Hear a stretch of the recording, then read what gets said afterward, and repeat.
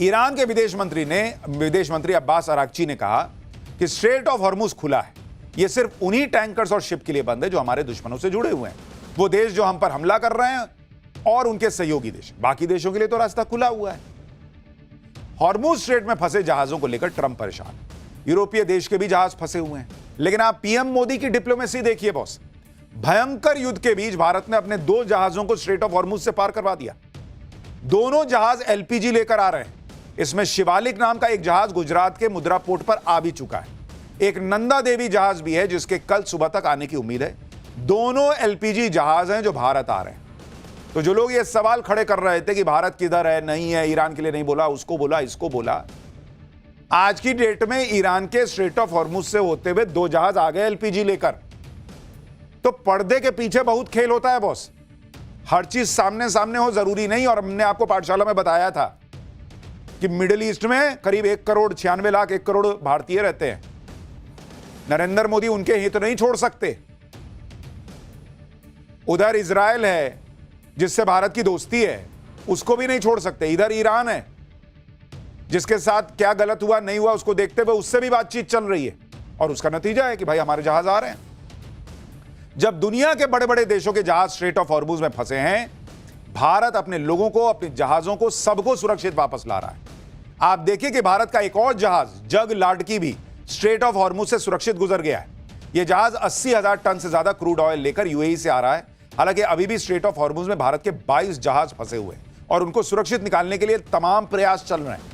इसके अलावा भारत 28 फरवरी से अभी तक युद्ध वाले जोन में 2,20,000 लोगों को भी सुरक्षित निकाल चुका है। अभी कुछ दिन पहले की बात है जब ईरान को लेकर विपक्ष माहौल बना रहा था कि भारत ने तो ईरान से संबंध बिगाड़ लिए, भारत के जहाज ईरान रोक रहा है और चीन के जहाज जाने दे रहा है। लेकिन नरेंद्र मोदी की डिप्लोमेसी की नाकामी जिसे बताया जा रहा था, वो पर्दे के पीछे ऐसी पलटी कि अब ये तस्वीर आ गई। आप देखिए कैसे धीरे धीरे चीजें भारत के पक्ष में आ रही। और ये सब अपने आप नहीं हो रहा। पीएम मोदी ने डिप्लोमेसी का जो मोर्चा संभाला उसका रिजल्ट है बॉस ये। आप देखिए 12 मार्च को पीएम मोदी ने ईरान के राष्ट्रपति से बात की थी। उसके 24 घंटे के अंदर विदेश मंत्री ने भी ईरान के विदेश मंत्री से बात की। युद्ध शुरू होने से लेकर अभी तक विदेश मंत्री एस जयशंकर ईरान के विदेश मंत्री से 4 बार बात कर चुके हैं। दावा है कि हर एक शिप की सुरक्षित वापसी के लिए भारत ईरान से लगातार बातचीत कर रहा है। भारत के विदेश मंत्री कह रहे हैं कि हमारी बातचीत के अच्छे नतीजे मिल रहे हैं, हम इस बातचीत को जारी रखेंगे।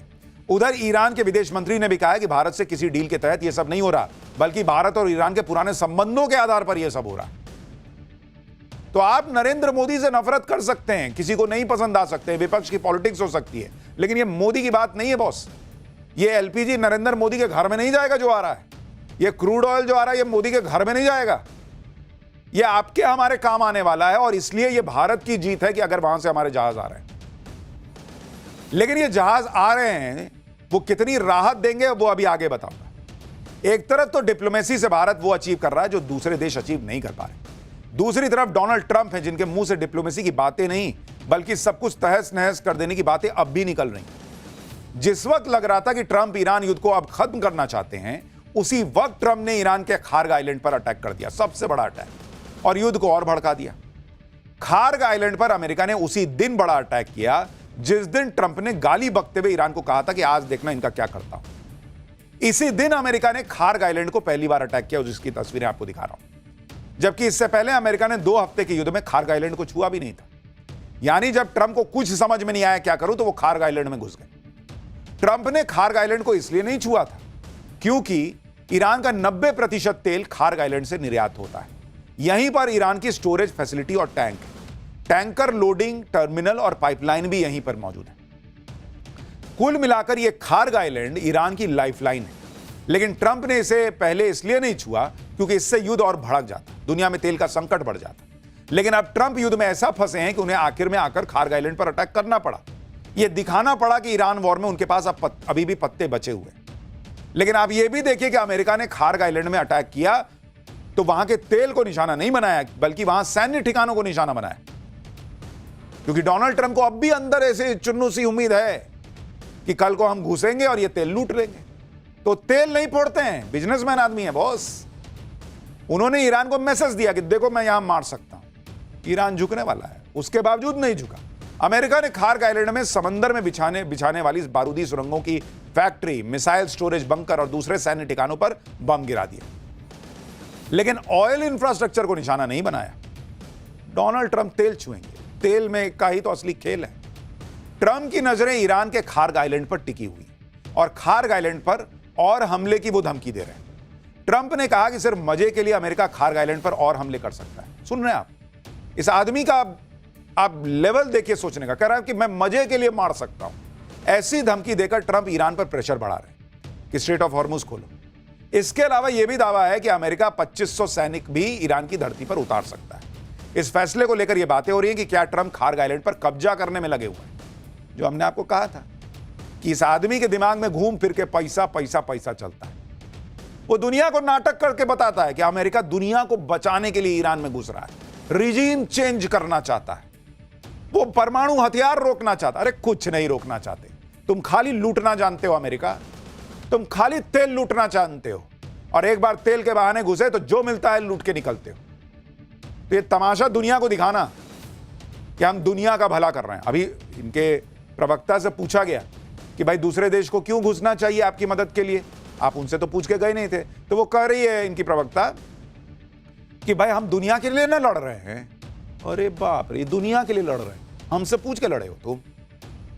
खार्ग आइलैंड पर हमला करके ट्रंप ने ईरान को और भड़का दिया। ईरान ने कहा था कि उस पर जिस तरह के हमले होंगे वो वैसा ही पलट के जवाब देगा। अगर उसके ऑयल इंफ्रास्ट्रक्चर को निशाना बनाया जाएगा तो फिर वो भी दूसरों के ऑयल इंफ्रास्ट्रक्चर तबाह करेगा। यानी टिट फॉर टैट चल रहा है ईरान का। तुम मारो हम भी मारेंगे, तुम 4 मारोगे हम 2 तो मार ही देंगे। ईरान ने कहा कि खार्ग आइलैंड पर जो हमला हुआ था वो अमेरिका ने यूएई से किया, इसलिए खार्ग आइलैंड पर अमेरिका के हमले के बाद ईरान ने फिर से यूएई पर अटैक करना शुरू कर दिया। ईरान ने यूएई की फुजेराह पोर्ट पर हमला किया है। फुजेराह एक अहम ऑयल एक्सपोर्ट हब है। ईरान इसे लगातार टारगेट कर रहा है। शनिवार को भी जब ईरान ने इस पोर्ट पर हमला किया था तो भारत का जग लाड की शिप उस पोर्ट पर था और वहां ऑयल टर्मिनल से शिप पर क्रूड ऑयल लोड हो रहा था। राहत की बात यह रही कि इस हमले में किसी को कोई नुकसान नहीं। इसके अलावा कल रात भी ईरान ने दुबई एयरपोर्ट के पास हमला किया, जिसके बाद दुबई एयरपोर्ट के ऑपरेशन को रोक दिया गया था। देखिए कैसे धुआं निकल रहा है, जो तस्वीरें दुबई से आ रही। तो बेचारा यूएई फंस गया है क्योंकि अमेरिका वहां से अटैक करता है और ईरान चूंकि अमेरिका तक क्या ही मारेगा तो वो यूएई पर अटैक करता है कि तुम क्यों अपनी जमीन इस्तेमाल होने दे रहे हो। हालांकि इस बीच भी यूएई लगातार अपने लोगों के लिए काम कर रहा है। दुनिया भर में यूएई की हालांकि तारीफ हो रही है कि जिस तरीके से वहां पर हालात को संभालने का प्रयास हो रहा है, लेकिन ट्रंप के चक्कर में सब फंसे हुए हैं। इस तरह के हमले करके ईरान यह बता रहा है कि वो झुकने वाला नहीं है। युद्ध को नेक्स्ट लेवल पर ले जाना चाहते हो, वो भी जाने को तैयार है और इसलिए अब वो घातक मिसाइलें निकाल रहा है। ईरान ने युद्ध में पहली बार सेजल 2 मिसाइल का इस्तेमाल किया, जिसे डांसिंग मिसाइल कहा जाता है, नाचने वाली मिसाइल। पहले आप इस मिसाइल की एक झलक देखिए, फिर आपको बताता हूं कि यह कितनी खतरनाक मिसाइल है जो अमेरिका को नचा रही है।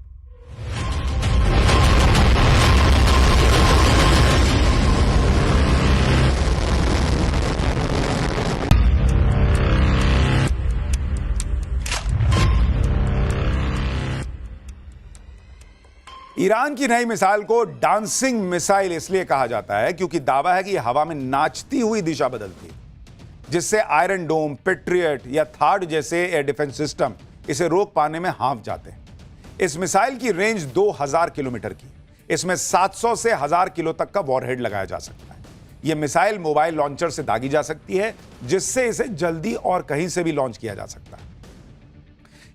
इधर ईरान अपनी ताकत दिखाता चला जा रहा है। ईरान ताबड़तोड़ हमले कर रहा है, लेकिन उस पर भी ताबड़तोड़ हमले हो रहे हैं। अमेरिका और इजराइल के ईरान पर लगातार एयर स्ट्राइक की तस्वीरें आ रही हैं। जो एक और तस्वीर है, देखिए।